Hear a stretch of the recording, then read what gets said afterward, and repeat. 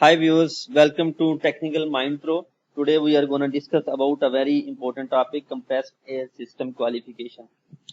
इस वीडियो में हम ब्रीफली डिस्कस करेंगे कि air compressed air qualification system में हमने कौन कौन से पैरामीटर्स चेक करने होते हैं, उनकी जो हमारे पास अलाउएबल रेंजेस हैं वो क्या हैं और हमें क्वालिफिकेशन कब चाहिए होती है, जो सैम्पलिंग होती है वो किन पॉइंट से लेनी होती है। अगर हम बात करें कंप्रेस्ड एयर सिस्टम की तो इसमें दो तरह की सैम्पलिंग पॉइंट्स होते हैं हमारे पास। नंबर वन, जो आपका कंप्रेसर वगैरह लगा होता है, कंप्रेस्ड एयर सिस्टम होता है, उस जगह पे। नंबर टू, जो दूसरा हिस्सा है वो है आपका एंड यूजर पॉइंट, जहां पे आप कंप्रेस एयर को यूज कर रहे होते हैं। मोस्ट कॉमनली मुख्तलिफ इंडस्ट्रीज में मुख्तलिफ इसके सेटअप होता है। ज्यादातर जो कॉमनली यूज होता है वो यही होता है कि आपकी जो कंप्रेस्ड एयर सिस्टम है वो यूटिलिटीज एरिया में होता है और critical and user point definitely वो आपका प्रोडक्शन फ्लोर पे होगा, जहां पे आप कंप्रेस एयर को यूज करते हैं। तो इसमें हमने पैरामीटर्स भी दो तरह के चेक करने होते हैं। कुछ पैरामीटर्स ऐसे होते हैं जो आपने एंड यूजर पॉइंट पे चेक करने होते हैं, जहां पे आप एयर को यूज कर रहे होते हैं, जिस इक्विपमेंट के लिए या जिस प्रोसेस के लिए यूज कर रहे होते हैं वहां पे, just before the use of compressed air. और दूसरे जो होते हैं वो आपने कंप्रेस्ड एयर सिस्टम पे करने होते हैं। तो सबसे पहले हम देखते हैं जो हमने क्रिटिकल पॉइंट पे चेक करने होते हैं वो कौन कौन से हैं। चार पॉइंट्स ऐसे हैं जो हमने चेक करने होते हैं क्रिटिकल यूजर पॉइंट पे। Number one, water vapour content. Number two, dew point. Number three, oil mist. Number four, particle count. इन सबको हम वन बाई वन देख लेते हैं। सबसे पहले ड्यू पॉइंट है। इसमें हमने देखना होता है कि जो आपके क्रिटिकल यूजर पॉइंट है वहां पे ड्यू पॉइंट जो है कंप्रेस्ड एयर सिस्टम का वो कितना है। लेकिन उसको चेक करने से पहले कुछ चीजें ऐसी होती हैं जो आपने प्री अरेंजमेंट जो होती है, जिसमें कुछ आप चीजों ने इंश्योर करना होता है कि ये इस रेंज में है। जैसे जो आपका टेम्परेचर है कंप्रेस्ड एयर सिस्टम का, जो आपका ड्रायर डिलीवर कर रहा है क्रिटिकल यूजर पॉइंट पे, वो 0 से 40 डिग्री की रेंज में होना लाजमी है। इसी तरह ह्यूमिडिटी जो है वो नॉट मोर देन 90% होना भी लाजमी। ये दो पॉइंट जो है इस रेंज में होंगे तब जाके आप ड्यू पॉइंट टेस्ट करेंगे। Number three, drain the air for 1 minute before sampling. ये ऑलमोस्ट जितने भी आप सैम्पलिंग करेंगे, हर सैंपल से पहले आपने 1 मिनट जो है कंप्रेस एयर को ड्रेन करना होता है।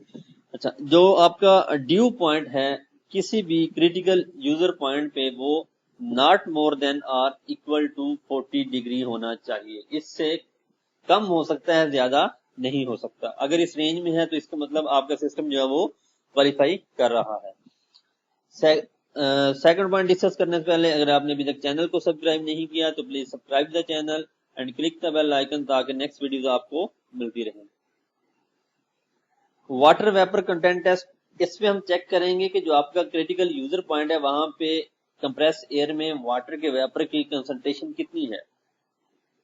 लेकिन टेस्ट करने से पहले जो आपने अरेंजमेंट इस तरह करनी है, जिस जगह से आप सैंपल पॉइंट ले रहे हैं वहां पे जो एयर का फ्लो है वो एटलीस्ट 100 ml पर मिनट होना चाहिए, नॉट लेस देन 100 ml पर मिनट। इससे ज्यादा हो सकता है, इससे कम नहीं होना चाहिए। जब इतना आपका एयर का फ्लो होगा उसके बाद आप चेक करें। Sampling time at least 10 minute. Drain the air for 1 minute before sampling. ये सेम जो वही बात है जो हम पहले भी कर चुके हैं। और वाटर वेपर की जो अलाउएबल रेंज है वो नॉट मोर देन 0.1 mg पर क्यूबिक मीटर है, इससे ज्यादा नहीं होनी चाहिए। इसके बाद हमारे पास ऑयल मिस्ट टेस्ट है। इसमें हम देखते हैं कि आपका जो कंप्रेस्ड एयर है उसमें ऑयल मिस्ट लेवल कितना है, जो आपके क्रिटिकल यूजर पॉइंट है। इसकी जो हमारे पास अलाउएबल रेंज है वो should be less than 1 mg पर क्यूबिक मीटर। 1 mg पर क्यूबिक मीटर से कम होना चाहिए oil mist level. Last one जो है क्रिटिकल यूजर पॉइंट का वो है वायबल और नॉन वायबल पार्टिकल काउंट। इसमें हम वायबल और नॉन वायबल दोनों पार्टिकल का काउंट करते हैं। अगर हम बात करें नॉन वायबल पार्टिकल की, तो आपके पास जो 0.5 to 1 माइक्रोमीटर के पार्टिकल्स हैं वो 90,000 से ज्यादा नहीं होने चाहिए in each cubic metre of compressed air. और 1 से 5 क्यूबिक मीटर पार्टिकल जो है वो 1000 से ज्यादा नहीं होने चाहिए in each cubic metre of compressed air. अगर आप बात करें वायबल पार्टिकल्स की, should not more than 10 CFU per ml। Similarly non viable की तरह जो वायबल है इसकी जो रेंज है वो है 10 CFU per ml in each cubic metre of compressed air. साथ साथ एक और भी ये लाइन लिखी हुई है, viable count for each identified point will be monitored continuous for 3 days. जो आपका वायबल पार्टिकल है उसको आपने 3 डेज तक कंटिन्यूस मॉनिटरिंग करनी होती है। अब हम आ जाते हैं उन पैरामीटर्स पे जो हमने कंप्रेस्ड एयर सिस्टम में चेक करने होते हैं। जैसे ये आपको कंप्रेसर लगा हुआ है, स्टोरेज टैंक है, ड्रायर है, इन एरियाज में जो हमने पैरामीटर्स देखने होते हैं वो कौन कौन से?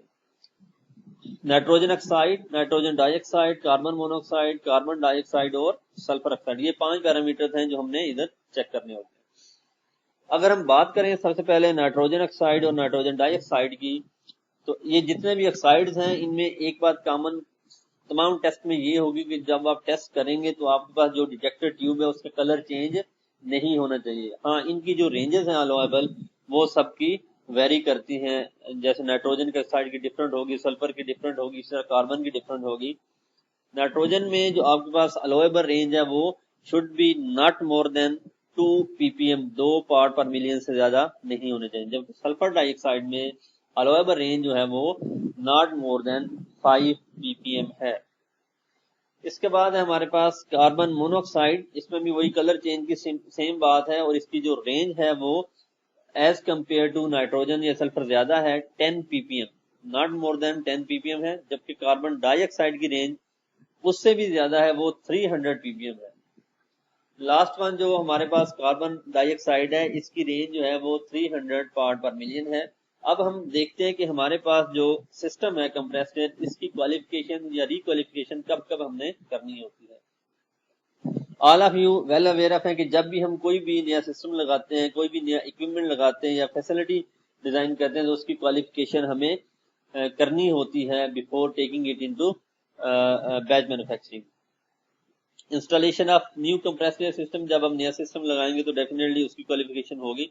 Modification in design of system, कोई ऐसी मॉडिफिकेशन जिससे सिस्टम का डिजाइन चेंज हो जाए, उसका एयर को कंप्रेस करने का प्रोसीजर जो है या प्रिंसिपल है वो चेंज हो, या उसका ड्राइंग प्रोसीजर चेंज हो, तब भी आपने क्वालिफिकेशन करनी है। या कोई ऐसी ब्रेकडाउन आ जाए जिसकी वजह से आपको कंप्रेसर या ड्रायर या मेन जो कंपोनेंट है, यही दो मेन कंपोनेंट है ड्रायर और कंप्रेसर, ये चेंज करने पड़ जाए, या एक स्टोरेज टैंक है वो चेंज करना पड़ जाए, तो इस केस में भी आपको रिक्वालिफिकेशन पे जाना पड़ेगा।